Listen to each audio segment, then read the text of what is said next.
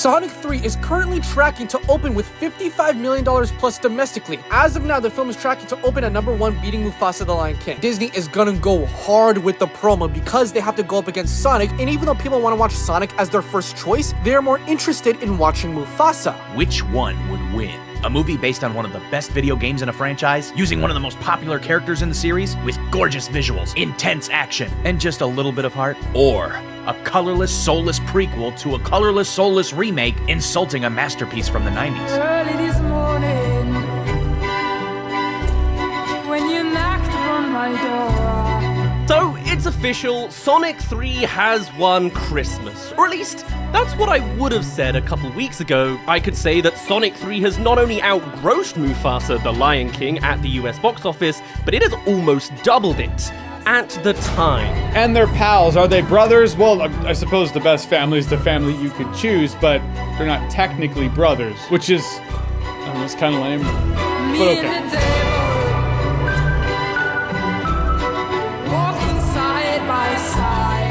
And it turns out that realistic animals don't have human expressions, which just made everything look really awkward. Mufasa doesn't have that problem. The animals actually look like they're feeling what the movie says they are, so that's an improvement. By far and away, the biggest problem with this movie is the screenplay. No one's motives are fleshed out at all besides what's on the surface, and their priorities can change on the spot depending on when the script needs them to. Just being a spiteful dickhead was good enough in the original, but because the pacing and thus the relationships are always so brisk, you never once buy Taka's attraction to her, period. Yeah, you could just chalk it up to love at first sight, but I mean, when the inevitable turn does come, it still feels so abrupt and out of nowhere. You never feel that building resentment or anger show up. I was pretty let down by this transformation into the Disney villain we all know, because in a movie that had plenty of stuff they could have cut, like most of those Timon and Pumbaa scenes, this is the element that needed more time.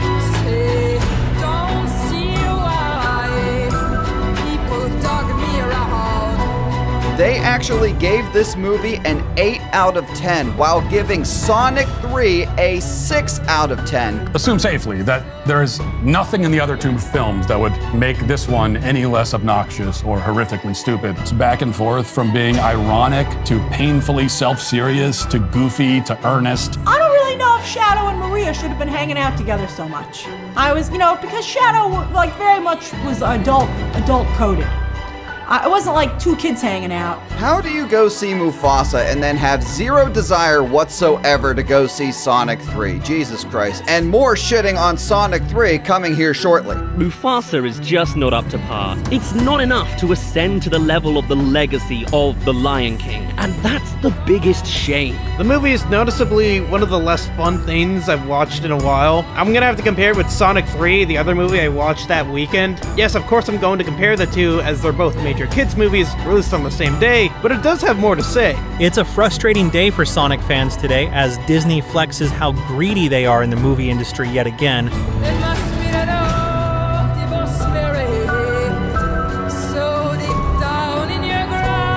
Disney's Mufasa, The Lion King, is hogging more screens, even though Sonic has been out-earning it at the box office. But instead of allowing Sonic to expand its reach, theaters are tied up with contractual obligations to Disney. This is a classic example of Disney strong-arming theaters into giving them priority, leaving less room for other films to shine, even when those films are actually bringing in more money. When a video game movie beats Disney at their own game, you know something's up. The Academy just dropped their eligibility list for the 2025 Oscars. Out of 323 films being considered, they straight up blocked 116 movies from competing for Best Picture. And guess what made that blacklist? Sonic 3. At first, the Hedgehog easily outpaced the Lion, so much so that the anti-Disney crowd laughed with glee, and the Mouse got community noted. That was incredible. Gracie here conveniently left out why Disney was community noted, and the reason is because they tried to pull a fast one on everybody. They claimed that Mufasa was the #1 movie in the world, which technically it was, only because Sonic 3 had not released worldwide yet. And if they didn't know before, they definitely know now. They're hiding replies on their Twitter because people are roasting their latest tweet. Another hidden reply by Disney Studios. This time it was on a post that had no mention of Mufasa being the #1 movie in America or the #1 movie in the world or whatever. Yet Disney is still so salty and continues to hide replies related to Sonic 3. Technically, it is the #1 movie in the world, but not for long. That movie is getting non-stop torched every day on Twitter, and it is hilarious. I'm just hoping that this means Disney will learn their lesson and start making actual projects.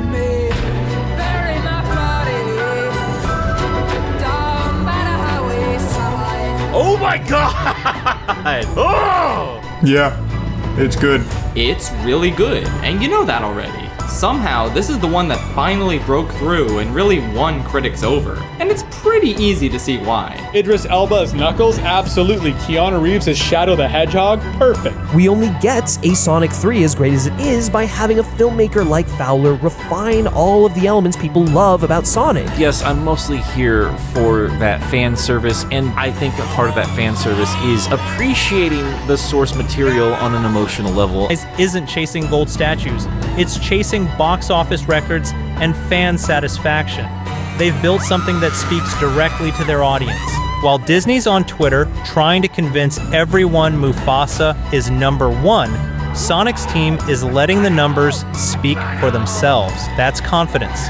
That's knowing exactly what kind of movie you made and who you made it for.